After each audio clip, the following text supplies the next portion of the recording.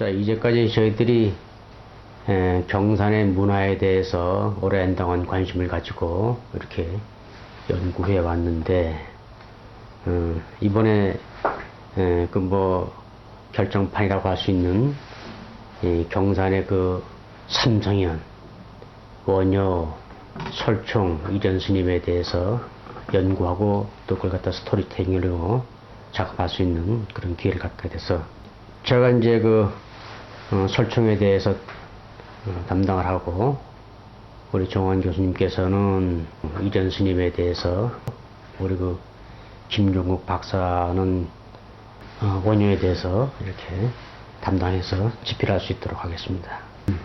설총 유적과 생애에 대해서는 현재 남아있는 홍유후 설총 실기라든가 삼국유사 경주지에 있는 그런 기록을 갖다 참고를 해가지고 홍유 설총의 출생, 행적, 업적에 대해서 역사와 설화를 바탕으로 해서 스토리텔링 작업을 하고, 또 나중에 현장 재현을 위해서 그 지역을 답사하면서 설총과 관련된 그런 그 현장을 다들 한번 현장을 다니면서 한번 촬영해 보도록 그렇게 해보겠습니다. 이련과 관련한 스토리텔링은 크게 그 탄생과 실현, 깨달음의 순례, 그리고 저술과 사유, 그리고 만년의 효선, 그리고 이제 일련의 찬실, 이렇게 그 이야기의 흐름이 이어지는데요. 전체적으로 볼 때 가장 큰 그 두 개의 봉우리를 들을 수가 있다면, 국보 306호인 그 삼국유사의 저술과, 그리고 국보 32호이자 세계문화기록유산인 해인사의 8만대장경의 조성으로 요약될 수 있을 것입니다.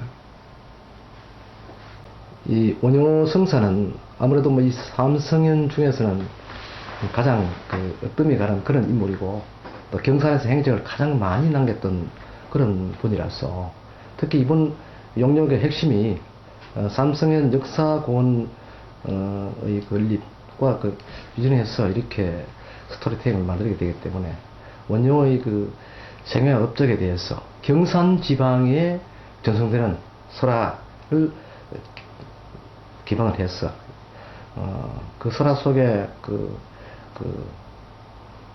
풍겨 나오는 그런 어떤 정신적 요소까지도 파헤쳐서 우리 그 삼성현 역사공원을 찾는 분들에게 새롭게 그 원효의 어떤 사상을 재조명하는 그런 입장을 갖고, 특히 원효의 파괴 부분에 대해서, 원효의 파괴는 과연 색정인가, 그렇지 않으면 불교적으로 하나의 순교적 의미를 가지고 있는가, 거기에 대해서 원효에 대한 잘못된 인식을 바로잡는데 노력하는 그런 부분으로 스토리텔링을 역할할 계획입니다.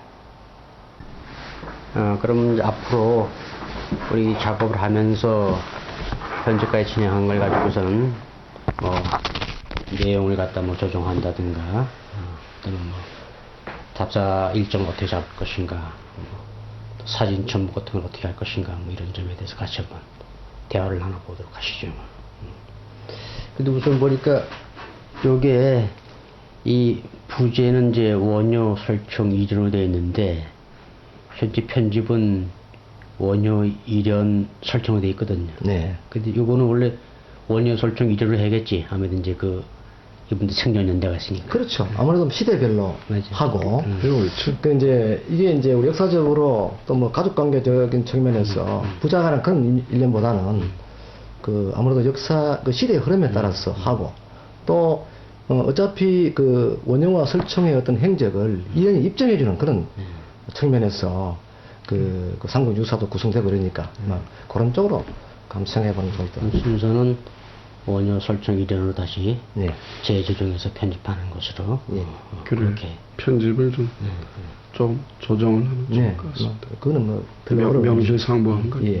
그리고 이제 우리가 이제 전체 일단 초고에 대해서 한번 읽어봤는데, 꼭 뭐 조정을 해야 할 내용이 있으면 한번 좀 대화를 나눠봤으면 좋겠습니다. 우선 내가 한 말씀만 드리면은 우리 이제 여기서 원효의 파괴가 가장 중요한데 그걸 이제 어떻게 해석할 것인가. 그래서 본인은 내 스스로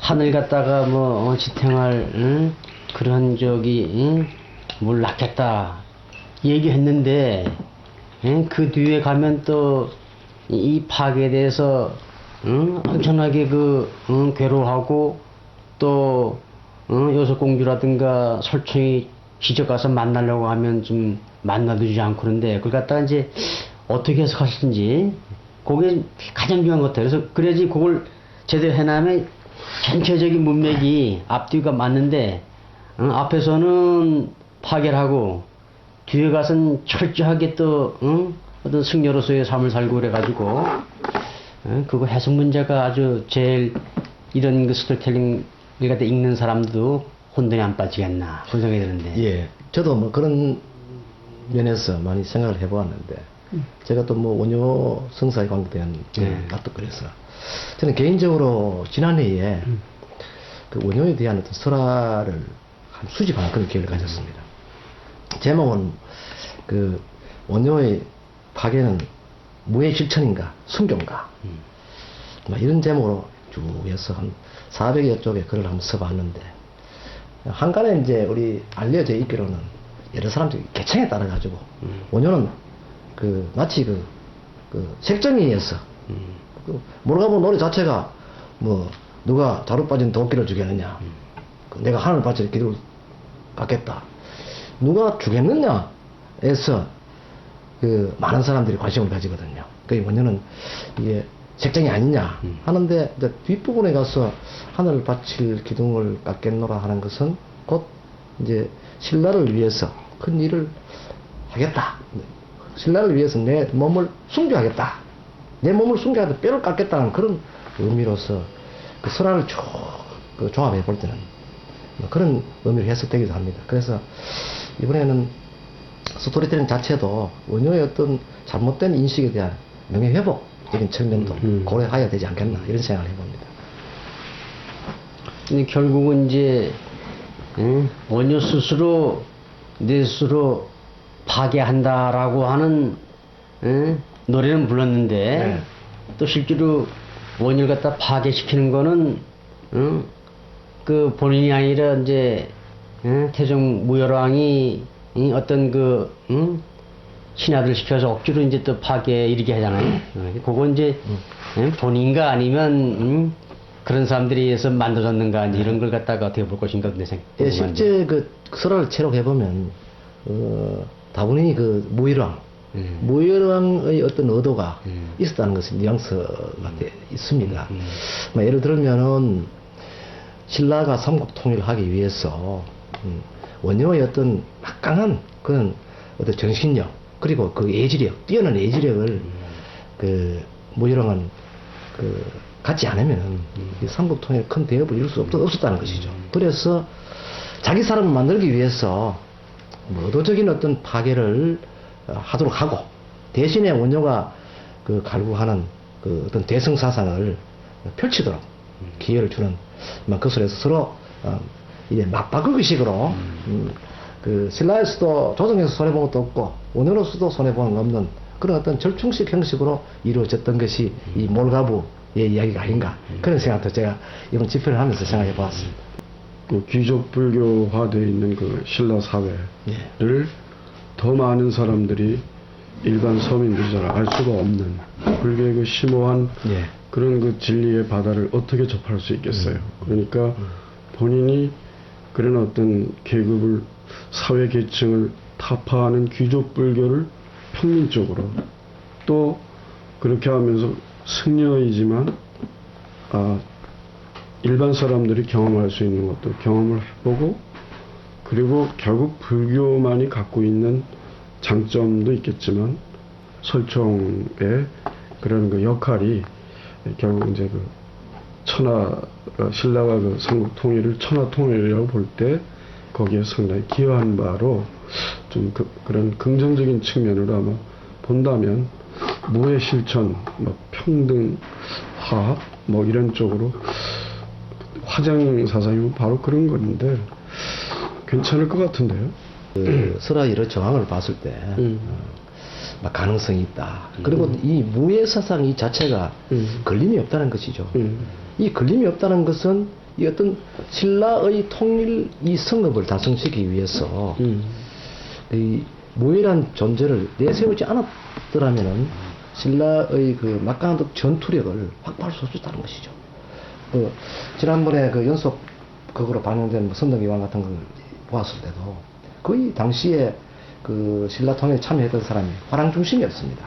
그러나 신라가 화랑 중심으로만은 통일을 이룰 수 없었다는 것이죠. 그래서 그 일반 그 민중들의 어떤 강력한 힘을 받아들여야 되는데 이 대승화가 되지 않은 상태에서 그 귀족 중심의 모든 정치가 이루어진 상태에서 서민들의 소외는 너무나 컸다는 것이죠. 그런 어떤 서민들의 힘을, 서민들의 어떤 그 이끌어지는 마음을 끌어당길 수 있는 것이 바로 그 원효의 화정 사상이다.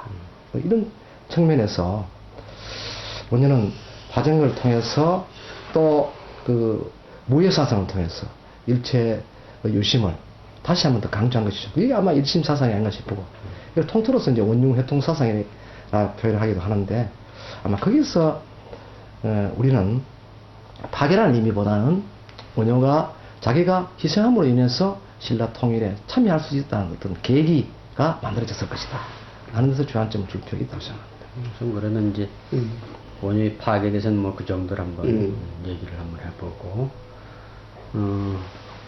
그리고 근데 이제 이런 선사와 관련된 이제 뭐 스토리텔링 부분 같은 쭉 봤는데, 지난번에 너무 이제 삼국유사에 나오는 기록을 갖다 참고를 해가지고 이런 거 직접 관련을 해가지고서 이제 쓴 부분에 대한 논란이 있었는데, 또 한번 읽어보니까 뭐 얼마든지 또 이런 거 일반시키고 또 우리가 자체가 예.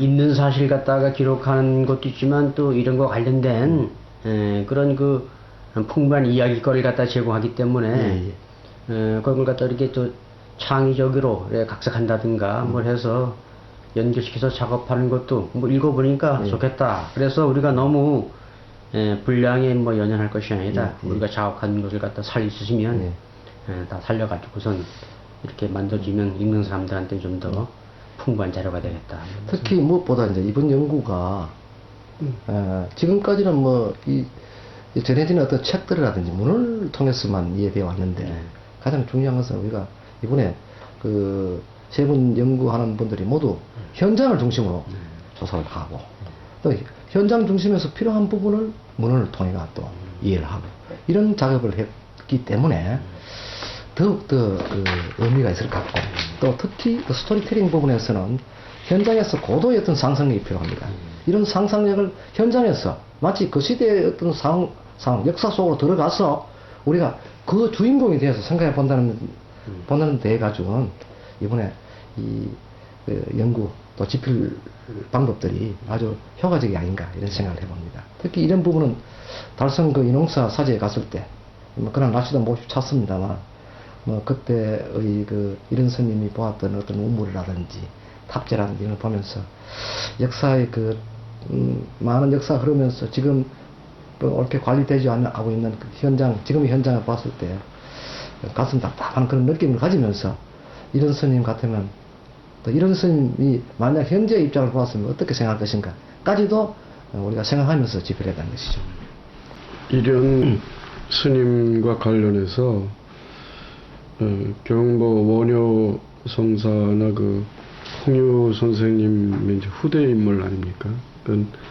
그분들에게서 뭔가 그 고려가 그 어려움의 어떤 국난의 시기에 거기에 이제 이어받아야 될 점들이 무엇인가에 대해서 생각하면서 그분들의 생각이 과거에만 유효했던 게 아니라 바로 그 고려 그 시대에 좀 더 확대 심화했을, 오히려 더욱더 적극적인 역할이 있었을 것이다. 이제 그렇게 보고, 문학이라고 하는 것이 결국 작가의 어떤 체험과 상상력과 그런 그릇에다가 시대적인 어떤 흐름, 역사적인 흐름을 이제 반영하는 어느 정도 얼마만큼 이제 그런 반영한다고 볼 때, 결국 하여튼 그 많은 그 찬시라든가 부분에 본인의 어떤 그 개성을 통해서 예. 잘 들여다보면 때로는 그게 시로 돼 있지만 상당히 서사적인 소재들, 화소들이 있고 예. 또 때로는 상당히 서정적인 부분도 있는데, 그래서 그 가능하면 좀 서사적이면서 좀 이런 스토리텔링 거리가 되는 그런 것들을 좀 살려서 이런 했으면 스님이 어떨까 이제 그런 그 생각이었죠. 적흥시로서 그 읊었던 그런 그 시가가 모두가 바로 스토리텔링이니까 그건 아마 이번에 꼭 포함돼야 될 것 같고, 특히 이제 설총 부분에 대해서는 사실 참 별로 알려지지 않거든요. 그저 뭐 그래요. 그 홍유실기에 보면 생의유고하고 장의유천이다 뭐 이런 기록만 있어서 경산 사람이다라고 이야기했는데, 실제 유년기에 또 탄생기에 그분 행적에 대해서는 이번에 그 이동훈 교수님께서 그 한 문헌에서 그 여섯궁에 있었던 아이가 공주가 그 설총을 낳기 위해서 남산 언저리에서 그 100일 치성을 드렸다는 그런 건 참 특이한 일입니다. 그 교수님 그 연구를 해보니까 어떻습니까? 글쎄, 당연히 그것도 자연스럽게 이제 홍유 설종 실기라고 하는 것이 예. 그 문중에서 전해내려오는데, 그걸 뭐 가지고 왔었지 한번 그걸 번역을 해서 어떤 내용인지 살펴보지 않았거든요. 예. 근데 이번에 이제 설종 스토리텔링을 하면서 한번 그걸 갖다 우리 종환 박사님하고 처음부터 쭉 한번 읽어봤는데, 예. 거기에는 이제까지 알려지지 않았던 뜻밖의 그 탄생 부분이라든가 예. 또는 그 후대에 또 현종이 꿈에 나오는 거라든가 예. 또 이 중국에 가서 구경을 갖다 직접 네. 암기해가지고 와서 다 우리나라에 전파하는 거라든가 특별한 여러 가지가 있어가지고 그런 것만 잘 소개한다 하더라도 네네. 이제까지 알고 있었던 설총에 대해서 많은 부분을 갖다 좀 보실 수 있지 않겠냐. 근데 홍윤설총 부분은 방금 교수님 말씀처럼 몇 가지 부분만 해도 이번에 큰 성과입니다. 저는 그 설총의 그 탄생기가 과연 어떠했는가, 그 자료는 어디에 있는가. 저는 뭐 이 분야에 뭐 오랫동안 이 많은 책들을 뒤집어 봤습니다만 한 번도 설총의 어떤 그 유년기라든지 그 앞전 출생기에 대한 어떤 설화 같은 건 찾아보지는 못했거든요. 그런데 다행스럽게 이번에 그 남악산, 지금 남산입니다만 남악산 쪽에서 뭐 기도를 드렸다.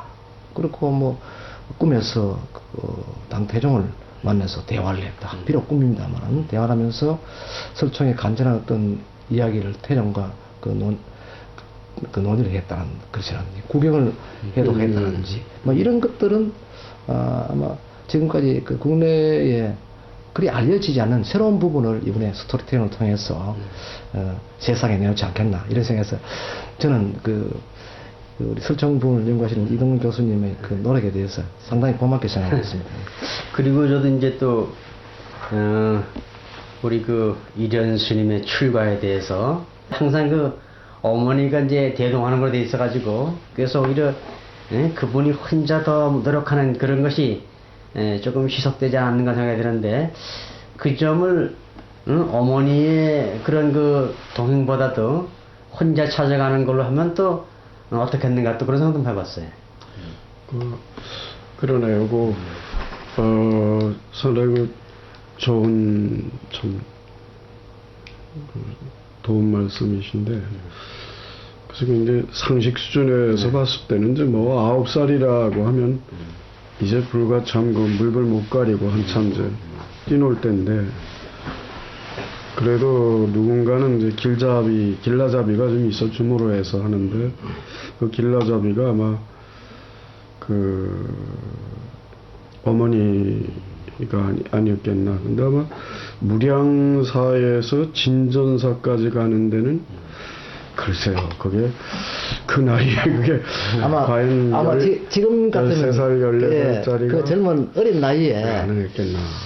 그 한 달 걸리지, 한 달. 차도 그러니까 없고. 한 달 이상 걸리죠. 예. 이제 걸리는데 어머니가 꼭 동행하다는 뭔가 스님이라든가 가는 편으로 아, 이제 그런 생각은 난 뭐 별로 그렇게 해보지는 않았는데 말씀을 듣고 보니까 그런 개연성이 충분히 있는데 뒤에 그 국존의 자리도 본인이 마다하고 그 어머니에 대해서 정말 그 절절한 그런 어떤 그 그리움이랄까 인간적 회한이랄까 자식으로서의 어떤 그런 걸 뭐 임금이 그렇게 3번 4번 잡는데 그저 일련 그 보각국사 그 이제 그 비첩에 보면은 3번인가 이제 만류를 해 임금이 가지 말라고. 그렇죠.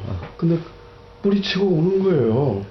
그래서 보면은 아마 그런 그 어렸을 때 그 같이 그 어머니 손을 잡고 무량사로 가고 진전사로 가는 과정이 얼마나 참 그 힘들고 거지도 그런 거지가 없겠죠. 뭐 가진 게 있어야 뭐가 있어. 그냥 아마 그런 것들에 각인된 어떤 그 일련의 그 어린 시절의 그 성격 형성 시기에 아마 그런 것들 때문에 있지 않았을까 하는 생각이 좀 강하게 나는 사실. 근데 이제 이번에 예. 원효 설총 일련 뭐 경산의 삼성에 공통점이 있다면은 바로 그 당사자의 효심입니다. 설총도 아버지에 대한 효심이 대단했고 일련은 물론이고 원효도 역시 돌아가신 자기 어머님의 자비에 대해서 늘 그걸 가슴에 그 안고 그 마지막 입적할 때까지도 어머님을 그리워하였더라. 이런 이번에 3번 했던 효심은 바로 경산이 지난번에 제가 그 박물관에 재임할 때 그 충호열에 대한 그 특별전을 한번 해봤는데 거기에 경산에 무슨 효자 효부 연례가 있겠나 외부에서는 그렇게 생각합니다. 저 효자 효부 연례 같으면 안동 저쪽에 많이 있지 경산에 없다. 이렇게 그 인식돼 왔었는데 막상 저희들이 그걸 특별전 하기 위해서 조사를 해보니까 사액을 받고 효자 효부 연례로 그 인정을 받은 사람이 20여 명 가까이 돼요. 그러고 이제 지방 관아에서 인정했다든지 문중에서 했는 그러한 그 효행 열자가 무려 한 70명에 가깝더라 이죠. 가깝고 또 뭐 여러 가지 문헌에도 우리 경산의 그 효율 행각을 했던 그런 분들의 이야기가 많이 실려 있다는 것이죠. 그런 걸 봤을 때는 경산은 그런 효열의 지방이거든요. 이게 근간이 이 삼성일에 의해서 이루어지지 않았나. 그런 생각도 하게 됩니다. 그래서 이번에 우리 조사도 그런 데 많은 초점을 둬야 되지 않겠나 해서. 원고 정리 과정에서 상당 부분 빼긴 했는데 그 삼국유사의 맨 그 마지막 편이자 그 완성 편목이 바로 그게 효선 편인데 그렇죠.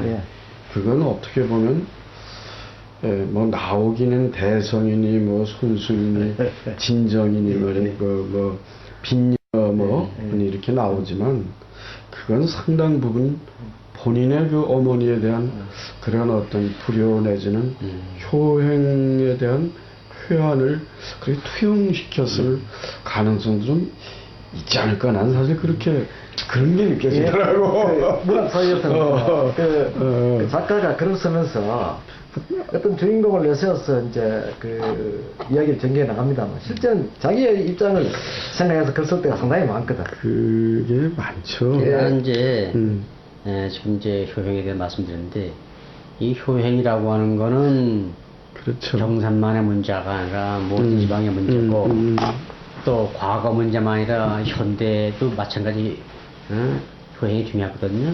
그래서 미국의 역대 대통령들한테 한번 질문했어요. 당신은 어떻게 해서 이런 그 참 거대한 나라인 미국의 대통령이 될 수 있었는가 물었더니 나는 어릴 적에 부모님한테 특히 어머니한테 잘 보이려고 노력하는 과정에 나도 모르게 큰 힘을 했다. 그런 얘기 했는데 그런 거 보면 역시 효행이라고 하는 것은 만고불변에 우리가 살아가는 기본적인 마음가짐이 아니냐. 그래, 덕목이죠. 그래서 이 3분도 그런 그 부모에 대한 효심이 지켜있기 때문에 훌륭한 분이 되신 게 아닌가 뭐 이런 생각도 한번 해보게 돼요. 그러니까 그 어린 나이 때부터 갈등과 그 시련과 참 그 어려움 속에서 그런 걸 그래도 극복해 나갈 수 있었던 큰 언덕이 바로 그 어머니 정서 였을 것이다. 네. 그렇게 이제 생각을 할 수 자, 있을 그럼 거예요. 이제 그런 주변 얘기를 이제 좀 벗어나가지고 본격적으로 우리가 작업을 하는데 도움이 될 만한 몇 가지 한번 대화를 나누고 그렇게 하죠. 싶은데, 음. 지난번 우리 김 박사님께서 각 이제 화소별로 역사적 상황과 스토리 세팅을 했는데 우리 그 설충과 일연편에서는 누락이 됐었어요. 그런데 이번에 이제 저희들이 나름대로 간략하게 언급을 갖다 해놨는데 그걸 참고로 해서 우리 김 관장님께서 또 전문가적인 그런 안목을 한번 조금 손을 그래요. 봐줬으면 좋겠다 하는 생각이 들고 그리고 이제 여기 보면 이 수도 대형을 갖다 기술하면서 문단에 대한 문제인데 어떤 데는 뭐 짧은 것이 한행이 한 문단으로 되어 있고 뭐 그런 경우가 많아서 이게 너무 이제 문단을 갖다 짧게 하면 곤란하니까 가능한 한 앞뒤 문맥을 봐가지고 한 몇 줄씩 묶어서 한 문단으로 처리했으면 그런 식으로 문단 처리가 좋겠다. 한행을 가지고서 문단 처리하는 것보다. 그래서 문단을 처리하는 것에 대한 한번 종합적인 검토도 필요하고. 그리고 현재 참고문을 갖다가 이제 그런 그 스토리텔링이 끝난 다음에 바로 이어볼 쳤는데 난 이것을 이 뒤에다가 뒤 라인에다 정리하면 더 좋을 것 생각이 들어요. 이 안에 맞붙이면 이거 바로 붙어가지고서 이 본문과 참고문이 식별이 안 되는데 요걸 갖다 뒤에다 이렇게 붙이면은 요거에 대한 그런 이런 참고문을 갖다 바탕소권을 할 수 있기 때문에 참고문에 대한 요 사지상은 요 뒤에다가 뒤팅 정리를 하면 더 좋겠다라고 하는 생각을 하고. 근데 이제 그 중요한 말씀을 하셨는데 이렇게 보니까 이제 역시 그 박사학위 논문도 그 설화의 그 현장적 같은 여러 가지 논제로 이렇게 특히 경상과 관련해서 이렇게 연구를 하신 그 김종욱 박사가 요번에 아주 그 주도적인 참 이런 역할을 하시는데 보면은 설총 선생님이 조금 전에 얘기를 하셨고 또 원효 뭐 이랬는데 그 원형적 뭐 화소랄까 이런 걸 좀 더 충실히 살렸으면 좋겠다라고 하는 쪽에 글이 있고 예를 들면 설총 쪽이 좀 조금 그런 것 같고요.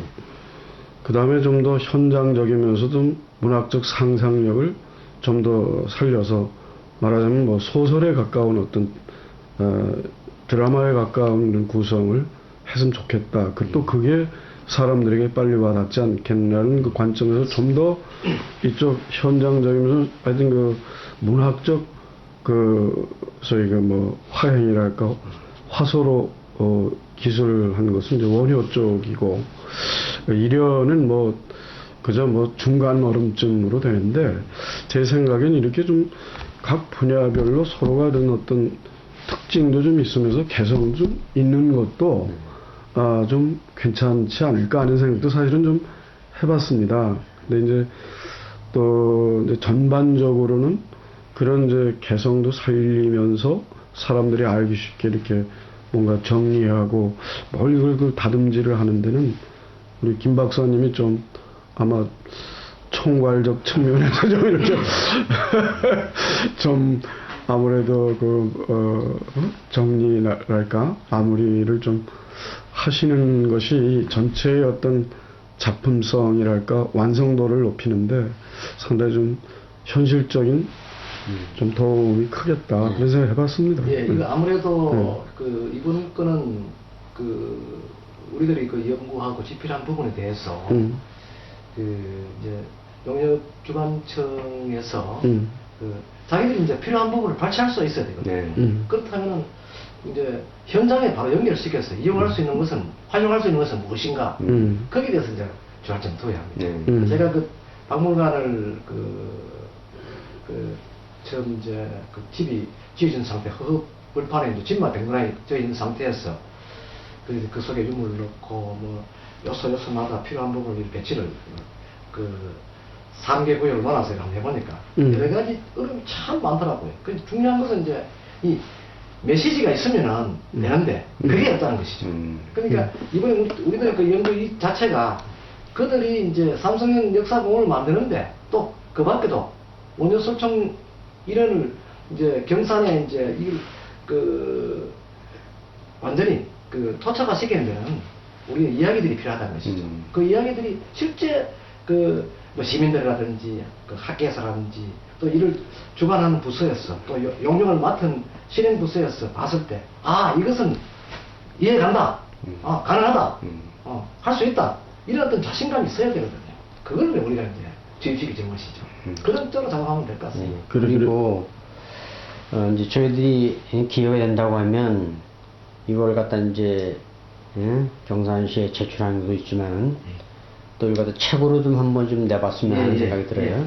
책을 낼 적에는 이렇게 그냥 단순하게 문장만 있는 것보다는 그런 문장 속의 어떤 배경 같은 거는 직접 사진을 찍어서 넣어주면 훨씬 더 읽는 사람이 많기 때문에 사진은 제 생각입니다만 그 책 속에 본문서를 넣기는 조금 여러 가지 정황을 봐서는 좀 산만스럽고 별도의 사진첩을 만들어서 뒤에 첨부해서 준다는 지금 뭐 그 용역 계약에는 없습니다만 우리가 이제 성의로 해주는 것도 우리의 그 소중한 글을 이해하는데 그 사람들이 도움이 안 되겠나 뭐 그런 입장에서 막 그 사진도 필요한데 본문에 넣는 것은 마치 뭐 쪽수를 넓히는 같은 그런 느낌은 들고 실제로는 안 그렇지만 그런 어떤 오해소리도 있고 이래서 별도 사진첩 만드는 것이 좋겠고 그러면 사진첩은 용역 보고에는 뒤에다가 이제 쭉 1년 번호를 붙여가지고 어디다 하는 것 같아 해서 부록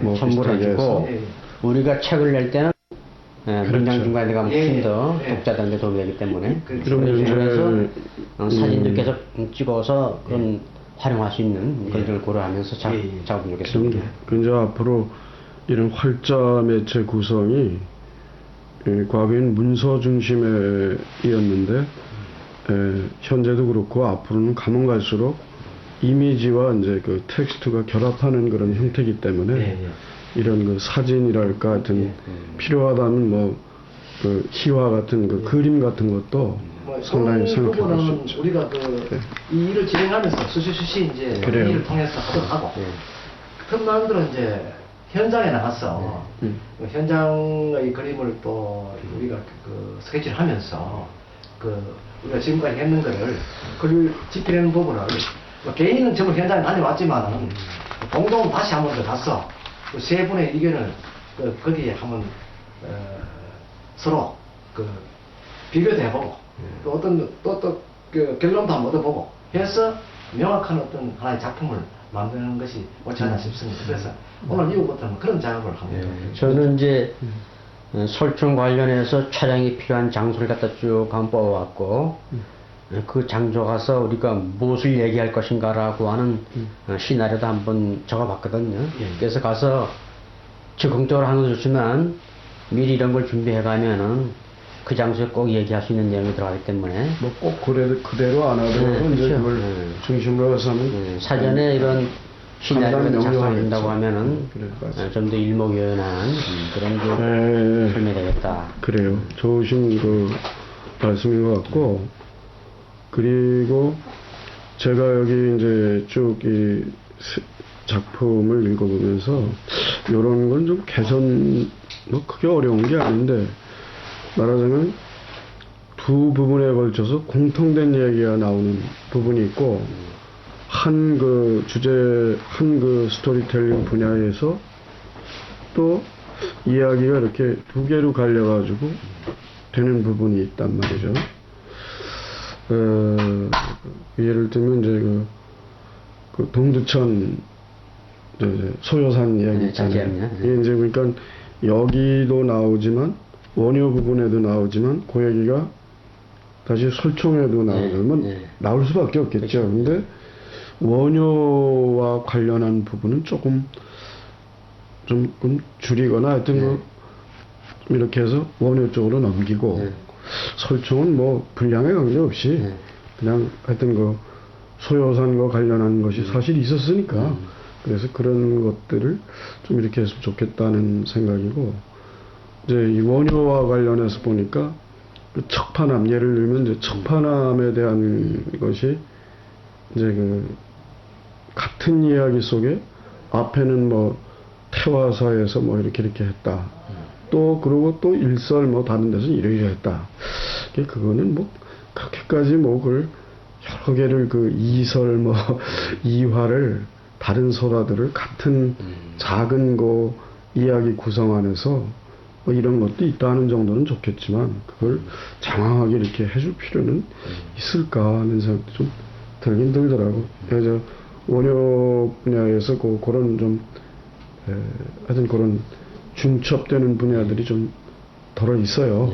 예, 그래서 그런 것들은 좀 우리가 다시 좀 개선해 볼 수 있지 않겠나. 같은 인물이 이제 여기저기 나올 때는 그걸 좀 조정하는 것이 좀 필요한 생각이 들고, 그러면 이제 이어서 우리가 답사 나갈 지역에 대한 그런 일정이라든가 뭐 지역을 한번 같이 논의해보는 시간을 갖도록 하겠습니다. 저희들이 1차적으로 삼성현 스토리텔링 원고 작업은 다 마치고 이 세 분의 인연처를 찾아서 이제 전국 방방곡곡을 다녔지 않습니까?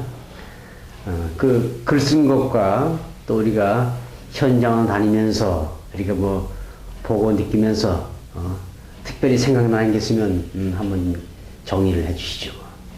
특히 이번 그 촬영은 그 스토리텔링 작업을 하기 위해서 그 이제 뭐 자료를 얻고 일하기 위해서 이제 현장을 나갔는데 참 여러 가지 그 기후나 환경 조건이 참 안 좋았습니다.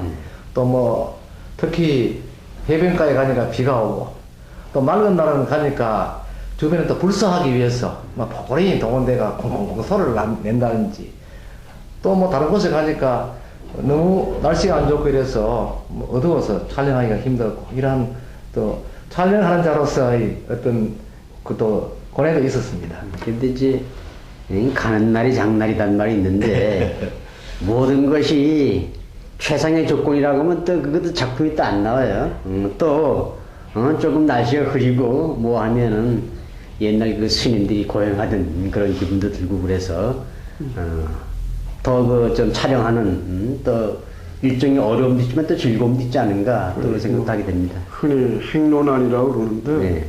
하루길 가다 보면 뭐 바람 불 때도 있고 돌불이 찰 때도 있고 그러나 또 우리가 이렇게 마음을 합쳐서 또 그 세 분 거룩한 참 삼성현 분들의 그 발심을 우리가 또 다시 느끼고 재반초할 수 있었다는 것은 정말 우리 개인으로서나 우리 경산으로서나 우리 나라의 문화 발전을 위해서도 좋은 일이었다.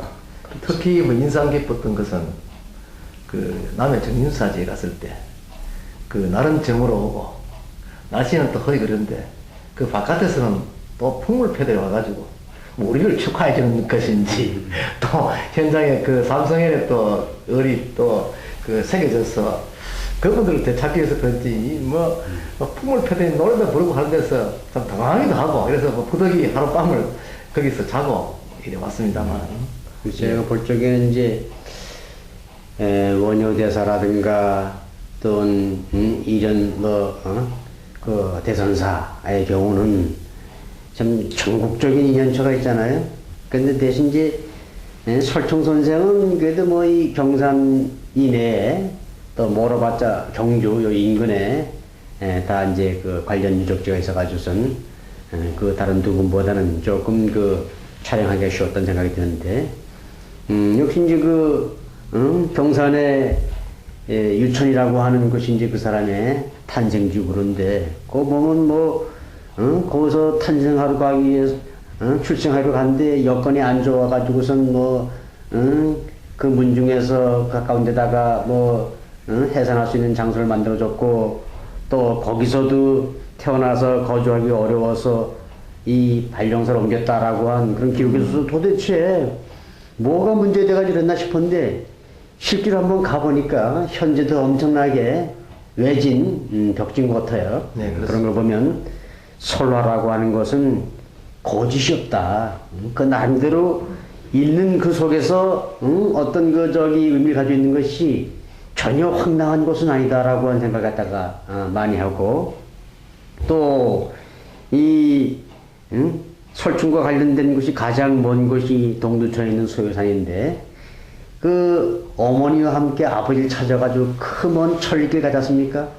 근데 거기서 아버지를 만나지 못하고 다시 어머니를 모시고 이제 경주로 돌아오는 그런 과정을 생각하면은 얼마나 좀 원효대사가 매정한 분인가 하는 걸 알 수 있고 그런 걸 통해서 이 참 어린 설정도 많은 걸 느꼈고 또 그런 과정 속에서 아버지 간 길 걷지 않고 나름대로의 이 불문을 갖다 멀리하고 유학자의 길을 걸었다는 걸 느낄 수 있는데 역시 현장 가서 보면은 그런 그 역사의 인물 다시 한번 우리가 생각할 수 있는 그런 좋은 기회가 된다. 그래서 연구와 현장은 항상 서로 간에 상보적인 그런 관계에 있다. 뭐 저런 걸 많이 느꼈습니다. 그렇습니다.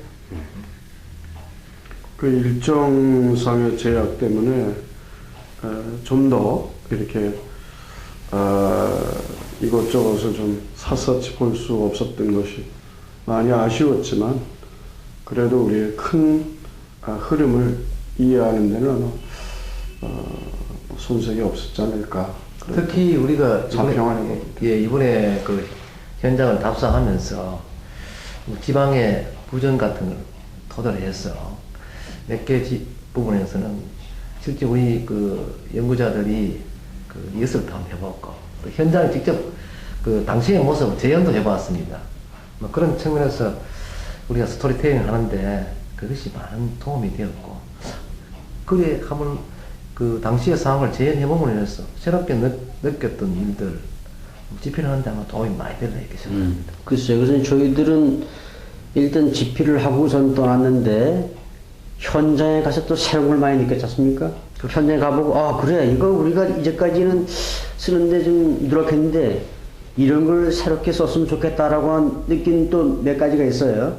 역시 그것이 이 구비문학을 하는 이 설화에 대해서 연구하는 사람들이 필력후의 필요성 이런 걸 갖다가 다시 한번 절실 느끼는 그런 좋은 기회가 됐다 생각을 합니다. 그 이련 그 선사의 경우를 보면은 좀 정말 안타까웠던 것은 우리 경산에서 태어나가지고 경산과 관련한 이 지역 이 주변에서 많이 활동을 하셨지만은 네.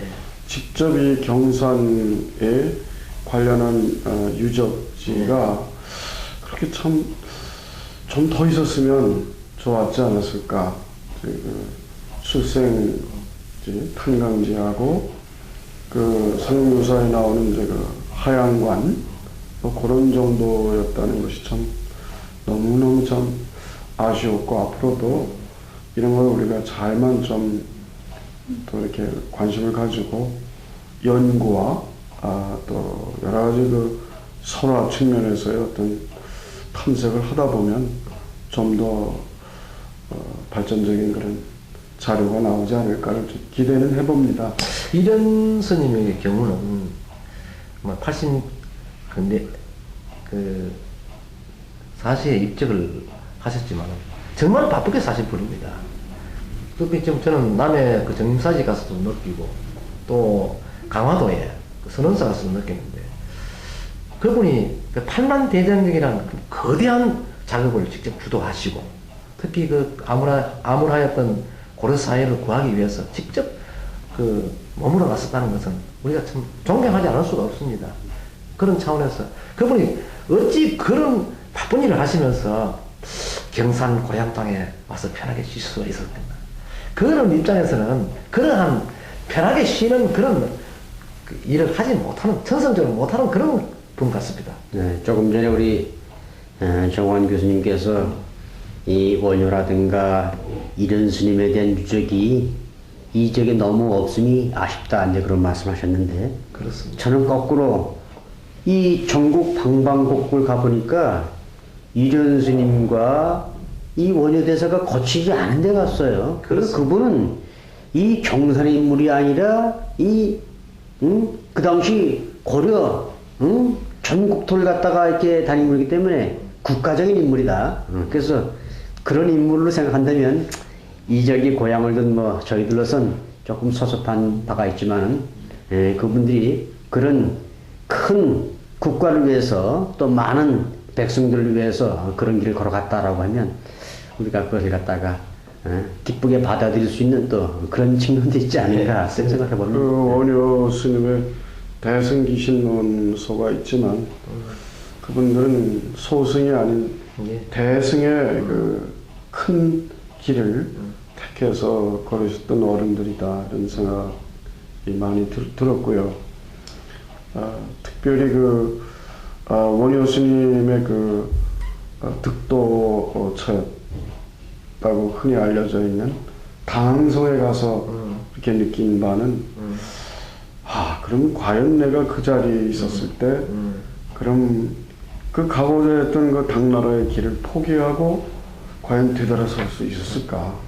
그때 당시에는 당나라를 갔다 와야 말하자면 이제 신지식인으로서 행세를 할 수 있던 그런 시절인데 그걸 포기하고 생활불교 말하자면 진짜 대승의 길이 무엇인가에 대해서 본인의 어떤 투철한 깨달음이 있었기 때문에 그런 어떤 본인의 정체성을 찾으러 되돌아서 설 수 있었던 용기가 있었을 것이다. 그렇죠. 그런 생각이 나더라고요. 원효대사의 경우는 한 자료에 의하면 전국에 81억 개소의 토굴이나 또 암자나 본찰이 있었다. 이런 그 기록이 있습니다. 이런 기록들을 보았을 때 원효는 전국에 다니지 않은 곳이 없었는 거예요. 그래서 그분 산속에 토굴에도 들어가 계시고 또 석굴도 찾고 조그마한 암자에도 주석하면서 그분은 평생 동안 그 불법을 또 이 민중 속에 가까이 들어가서 그들과 같이 생활을 했거든요. 그걸 봤을 때 이번에 느낀 것은 원효대사가 주석했던 또 행적이 있는 전국의 사찰을 다 못 다닌 것은 참 안타까웠다. 정해진 기라이라든지 또 우리의 여러 가지 여건상 다 다니지 못하고 중요하고 또 원효의 핵심적인 어떤 사상이 나타났던 그런 곳에만 찾았기 때문에 이 정도로 거쳤는데 이게 숙제입니다. 네. 근데 이제 우리가 3, 4년 해서 이제 우리 경산 지역에서 이 세 분을 갖다가 상당히 이제 높이 받들고 그분의 정신을 갖다 이어받으려고 노력을 하는데 그러면서도 우리가 원효, 설총, 선효, 이련이 세 분의 참 인간적인 면목이라든가 이런 걸 아주 정확히 지금 알고 있다고 볼 수는 없어요. 그렇습니다. 그런데 요번에 다니다 보니까 원효 스님에 대해서 좀 더 많은 잘 갖다 구할 수 있었고, 이련 스님에 대해서 좀 구할 수 있었고, 설총 선생에 대해서 좀 구할 수 있었고, 그래서 이제까지 구한 이 모든 걸 가지고 잘 한번 이 세 사람이 이 성인을 갖다 다시 재조명해서 우리가 이 세 분들로부터 무엇을 이겨받을 것인가라고 하는 경산인의 입장에서 한번 좀 검토해 볼 만한 그런 중요한 과제를 갖다가 우리가 발견한 게 아닌가 이런 생각을 한번 해봤습니다. 우리가 이번에 답사를 하기 전에 나름대로 설총에 관한 문헌이라든지 특히 설총 쪽에는 홍영우 설선생 실기가 큰 도움이 되었고 원효의 경우는 심지어 준원 이광수라든지 한성원 선생이 쓴 소설까지도 전부 우리가 두려워 정독을 하고 또 지역 설화 같은 걸 토대로 해서 좀 다녔는데 이런 스님은 이루 행적 자체에 남긴 업적이 너무 많기 때문에 행적 쪽에는 뚜렷하게 있지만 다른 분은 또 이게 설화나 그렇지 않으면 어떤 기록을 찾아볼 수가 없는 경우도 많이 있습니다. 그래서 현장 쪽으로 이렇게 수소문을 해서 찾다 보니까 마음대로 설총 선생 같은 경우는 우리가 전혀 생각하지 못했던 그런 그 자기 어머니 그 아이다 공주가 그 자신을 출산시키기 위해서 남산 바위 앞에서 시선을 드렸다. 뭐 이런 그 처음 접하는 그런 이야기도 시기를 통해서 파악할 수가 있었습니다. 이게 아마 큰 성과를 봅니다. 글쎄요. 좀 다양스럽게도 그 홍유 설정문생의 실기가 있어가지고 그 내용을 쭉 한번 우리가 번역해보는 과정 속에서 설정선생에 대해서는 새롭게 이해하는 좋은 기회가 됐어요. 그래서 그것이 그냥 그 문중에서 그냥 그 쓴 것인가 싶었더니 그 현장을 가보니까 그 현장과 밀착 점이 많아서 그것은 오랜 전부터 전해오던 걸 갖다가 해서 그 사실과 상당히 부합한다. 특히 그 아까 첨성대 네. 예, 그 저희들 오늘 그 마지막 다사를 하고 왔습니다만은 첨성대 앞에서 그 설총이 어린 시절 뛰어놀았다. 다시 그 주변 환경을 살펴보니까 그 요석궁도 그 근처에 있고 또 바로 앞에는 월성이 있고 그 안앞 일대 그 넓은 황룡사들까지 확 트인 그 자리 첨성대 넓은 공간에서 네. 아마 요석궁에서 설총이 유년기를 잠시 보냈다면 그가 놀 곳은 뛰어놀 곳은 그것뿐이다 해서 그러나 이 참 아픔이 있더란 것이죠. 그 같은 친구 동무들로부터 따돌림을 받았다. 너는 아버지가 없다. 아버지가 없지 않느냐. 또 그 설총 입장에서는 애써가지고 내 아버지 있다. 내 아버지가 스님이다. 이야기도 못하고 그런 참 안타까운 심경이 토로됐던 그 현장이 마침 그 우리들 가슴을 참 아리게 하는 그러한 느낌을 받았습니다. 그 요번에 우리가 그 원효 설총 이런 세 분 그 어른들의 행적을 유물유적지를 통해서 이렇게 쭉 돌아봤는데 그러면서 이제 그 부분적으로 아주 참 짧은 시간이었지만 그분들의 어떠한 그 상징적인 그 모습을 재현해 보기 위해서 이제 약간의 뭐 연출이랄까 요즘 퍼포먼스를 조금 했는데 좀 이런 것도 좀 더 우리가 이제 좀 준비를 좀 충분히 해서 좀 복장도 좀 갖추고 그렇게 해서 좀 당시의 어떤 정서를 좀 더 이렇게 가까이 느끼게 할 수 있는 그런 것이었으면 좋겠다는 좀 아쉬움은 좀 있는데 특히 그 선원사에 가 보니까 그 뒤에 참 그 유적지를 보고는 잘 해놨잖아요. 근데 그 옆에는 참 외국인들한테 막 이겁니다라고 얘기하기가 정말 낯뜨거울 정도로 그런 그 문화유적의 현장을 보면서 그럼 과연 우리 경산에는 세 분들의 성현을 위해서 과연 우리는 앞으로 해야 할 과제가 뭐 어떠한 것들이 있겠는가가 되게 되는 앞에 보인다 이 말이죠. 처음부터 그 미래를 내다보고 모든 것을 기획하고 설계를 해야 될 게 아니냐 싶고 잠시 어떤 그 인기몰이 형식으로 이렇게 역사를 창조한다는 것은 참 뒤에 가서 큰 후회거리가 된다. 이런 것을 선언사에서 우리가 받은 경험이라고 이렇게 말씀드렸습니다. 그리고 저도 이제 현장 답사를 다니면서 느낀 것은 우리가 이번에 나온 것은 약간 만시지탄 있지만은 그래도 늦게나마 다행이다. 어떤 곳은 워낙 지형이 변천되고 이 많은 변화가 와서 조금만 지나면 설화 속에 그런 내용을 도저히 찾아볼 수가 없던 생각이 들거든요. 그렇습니다. 그래서 이제 특히 뭐 당성 같은 데 가서 보면 당성 바로 밑에서 배를 타고 중국으로 하는 것인데 지금은 간척 사업이 이루어져 가서는 엄청나게 넓은 평야와 그 속에 이제 온갖 공장이 이제 들어서 있는데 그런 거 보면 옛날 기록의 어떤 추측이 불가능하죠. 그래서 우리 그 삼성현뿐만 아니라 각 지역에서도 그런 과제가 있으면 빨리 그 조사가 이루어지지 좀 더 조사가 늦어진다고 하면 정말로 그런 참모습을 갖다 찾아보지 못하는 그런 상황에 처할 것이다 라고 하는 그런 생각도 언뜻 해봤습니다. 원효 대사의 경우는 실제 그 파괴 전보다 파괴 이후에 남겨놓은 그 업적이라 할까 훨씬 더 많았습니다. 그래서 원효의 오늘날 원효가 남아있게 된 동기는 바로 그 파괴가 아니었나. 그렇다면 원효의 파괴는 정말 색정이었는가, 그런 생각에서 저희들이 많이 다녀봤는데, 제가 결국 그 여러 곳을 다녀보면서 느낀 것은 원효의 파괴는 이 파괴가 아니다.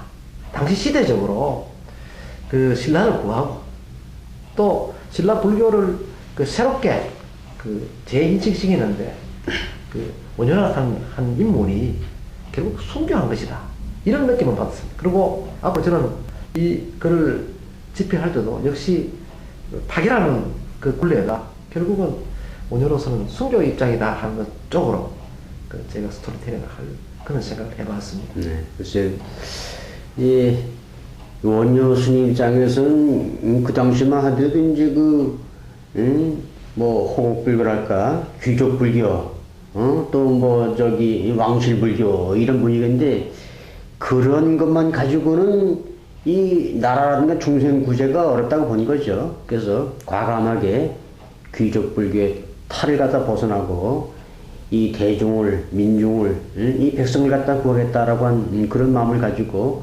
스스로 평민수로 뛰어나가기 위한 한 방법으로 그런 그 파괴를 길을 걸었고, 그 파괴로 인해서 진짜 원효의 진면목이 드러나게 된 예, 맞습니다. 위대한 그 승려의 길을 갖다 가게 된 것이다, 이렇게 보게 된 거죠.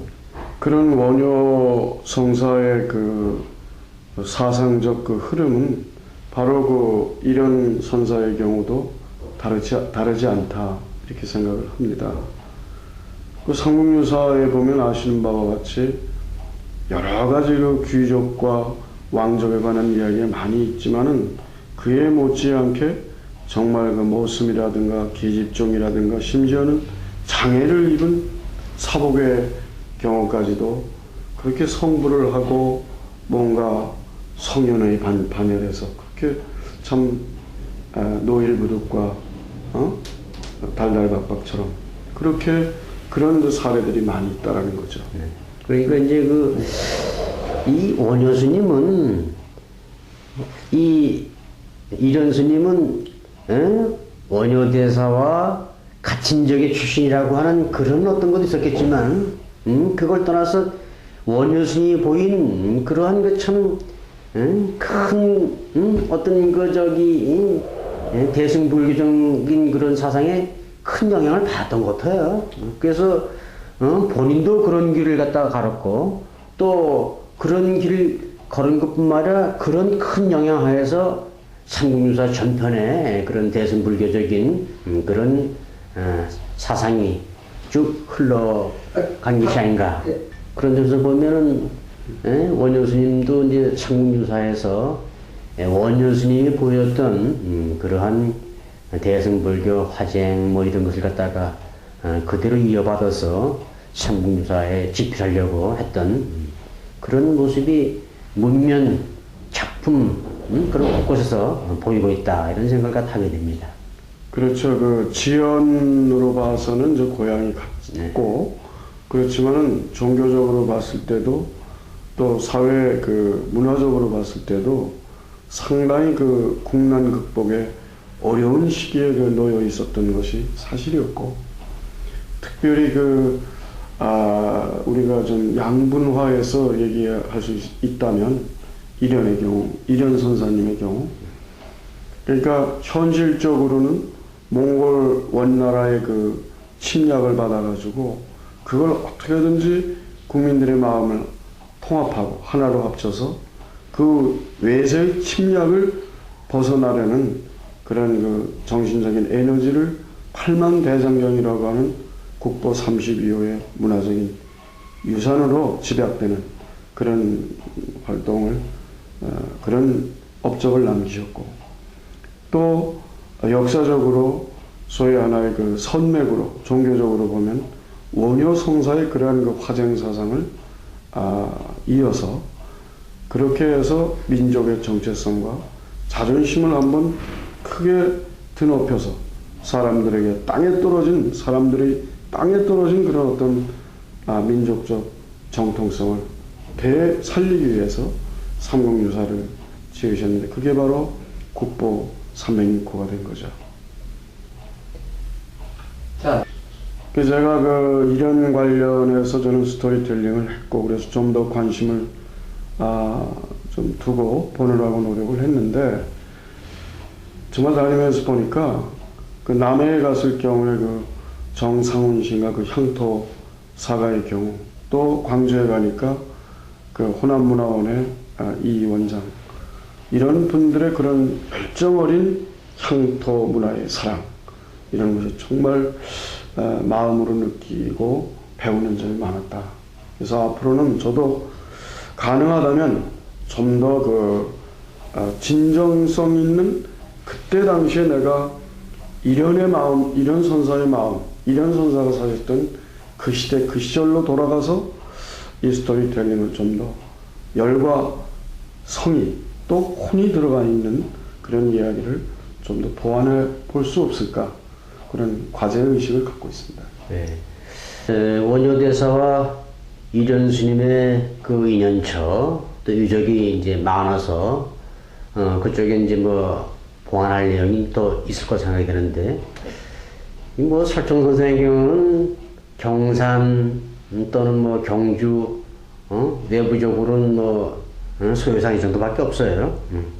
그렇지만은 다니면서 느낀 바로는 이제까지 쓴 것보다는 쓴 것에 추가해서 역시 소요산까지 찾아가서 아버지를 갖다가 만나라고 노력했는데 만나지 못하고 돌아오던 그 아들의 심정 이런 것도 한번 좀 좋은 스토리텔링의 소재가 될 것이라는 생각이 들고 또 역시 유학의 종주로서 우리나라에 그런 학문의 책을 갖다가 했는데 실제로 그런 대학에서 어떻게 학생들을 갖다가 교육했는가라고 하는 그런 교육의 과정 이런 것도 하나의 구체적으로 기술하면 좋은 또 스토리텔링의 소재가 될 것이라는 생각이 들어서 현장 답사하고 온 느낌을 가지고 한 두세 개의 그런 스토리텔링을 했다 더 만들었으면 좋겠다라고 하는 그런 생각을 해봤습니다. 이제는 저희들이 집필을 거의 완료했고 전국 방방곡곡을 다니면서 답사까지 하고 온 입장이니까 이제 아마 위원님들도 내가 맡은 분야에 대해서 어떻게 이제 이 활용점정 거기다 점을 찍어서 이 용을 갖다 움직이게 할 것인가라고 한 나름대로의 보관이 있을 거예요. 그런 점을 고려해서 마무리를 해서 이참 우리 경산의 삼성현 이 세 분이 다시 한번 사실감 있게 부각이 될 수 있고 또 삼성현 역사공원을 갖다 만드는데 뭔가 아주 기묘한 자료로서 이렇게 활용될 수 있도록 최종적인 노력을 갖다 다 해줘야 되지 않겠는가 이런 말씀을 드려봅니다. 그동안 우리 팀장님의 아주 적극적인 또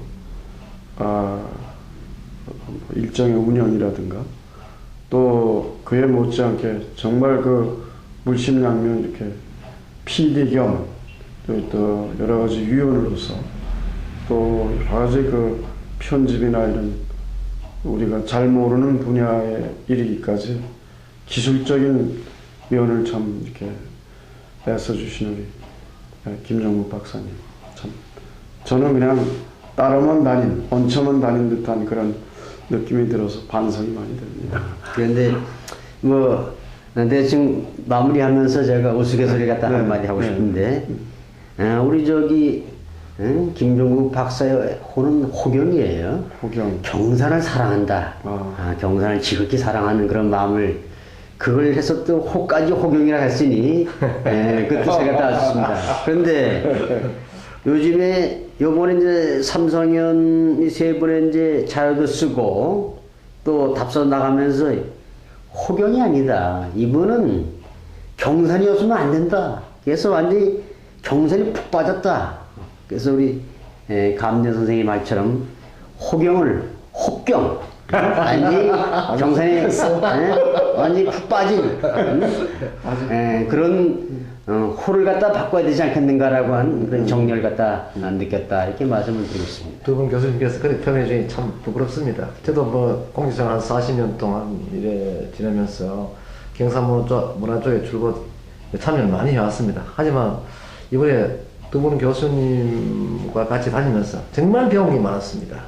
그래서 이번에 그 배웠던 그것을 저도 뭐 부족함이 너무 많아서 어느 정도 표현할지 몰라도 최선을 다해서 이 이야기거리를 만들어서 실제 그 삼성현 역사유적 공원에 활용할 수 있는 그런 자료를 만들어 보겠습니다. 예, 저희들이 어디서 태어나느냐 그걸 고향이라고 하지만 태어난 것보다도 어디서 어떻게 사느냐 중요한 거죠.